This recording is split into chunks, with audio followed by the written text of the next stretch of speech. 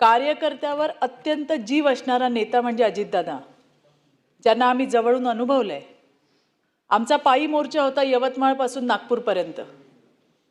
10 दिवस आम्ही सगळे एकत्र होतो, महिला कार्यकर्ता, पुरुष कार्यकर्ते आणि कुटुंबाचा प्रमुख कसा असतो, दादांच्या नेतृत्वात हा मोर्चा निघाला होता। आणि प्रत्येकाची राहण्याची खाण्याची व्यवस्था काय आहे स्वतः उठून पाहणारा असे आमचे दादा होते। माझ्या स्वतःच्या बद्दल जर तुम्ही म्हणाल तर माझ्याकडे तर दादांच्या अनंत अशा आठवणी आहेत।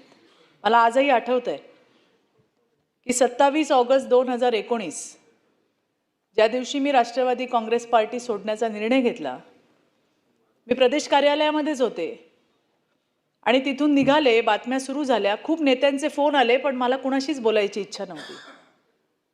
मी पवार साहेबांकडे माझा राजीनामा घेऊन जात असताना मला अजितदादांचा फोन आला।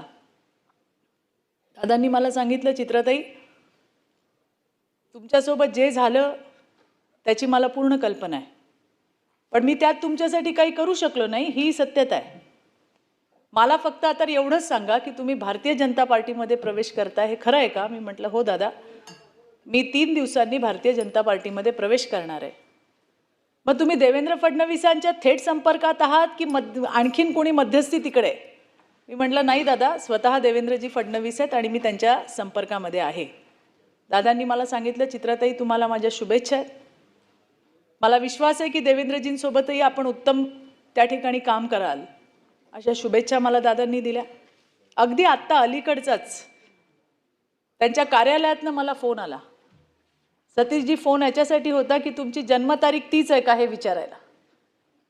मी म्हटलं, कशासाठी फोन केलाय? ते म्हणले, नाही, 16 तारखेला दादा तुम्हाला सकाळी फोन करणार आहेत, तुमची जन्मतारीख तीच आहे का हे कन्फर्म करायला मी फोन केलाय। 16 तारीख तर येऊन गेली, पण दादांचा फोन काय आला नाही। अत्यंत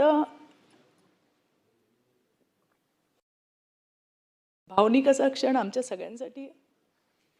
सुनेत्राताईंचं कौतुक करायचं की अभिनंदन करायचं की काय करायचं खरंच कळत नाही, कारण ज्या धीरोदात्त भूमिकेने त्या पुढे आल्या। एखाद्याचा पती गेल्यानंतर एखाद्या महिलेचा तिच्यासाठी ते सर्वस्व असतं आणि ते गेल्यानंतर त्यांचं आयुष्य उद्ध्वस्त झालं, पण त्या पुढे आल्या, त्यांनी उपमुख्यमंत्री पदाची त्या ठिकाणी शपथ घेतली। काही ठिकाणी बरंच काय काय लिहून आलं, नीलमताई, फार वाईट। म्हणजे ज्या ठिकाणी आपण एका ठिकाणी अहिल्यादेवी होळकरांचा आपण इतिहास लोकांना सांगतो, मा जिजाऊचा इतिहास सांगतो, पण तेच जर आत्ताच्या काळातल्या महिलेने त्याच पद्धतीने आचरण केलं तर काही लोकांकडनं टीका केली जाते, हे फार वाईट आहे आणि त्यांना इतिहासही माफ करणार नाही असं मला स्वतःला वाटतंय। ज्या पद्धतीची भूमिका सुनेत्रा वहिनींनी घेतली आणि आम्ही बघतोय की जेव्हापासून त्यांनी उपमुख्यमंत्री पदाचा त्या ठिकाणी पदभार स्वीकारलाय, मुख्यमंत्री देवेंद्रजी असतील किंवा उपमुख्यमंत्री शिंदेसाहेब असतील, आपल्या एखाद्या बहिणीसारखं त्यांना सांभाळून घेत आहेत, त्यांना प्रोटेक्ट करतायत, हे बघून खरंच खूप आनंद होतो।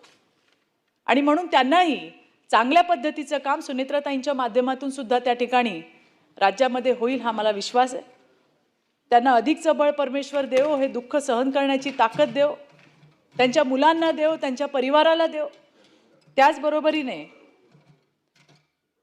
माजी मंत्री स्वरूपसिंग नाईकजी, अशोकजी मोडक, गंगाधरजी पटणे, माजी विधान परिषदेच्या सदस्य नीलाताई देसाई यांना सुद्धा या ठिकाणी मी भावपूर्ण आदरांजली आणि श्रद्धांजली अर्पित करते। धन्यवाद।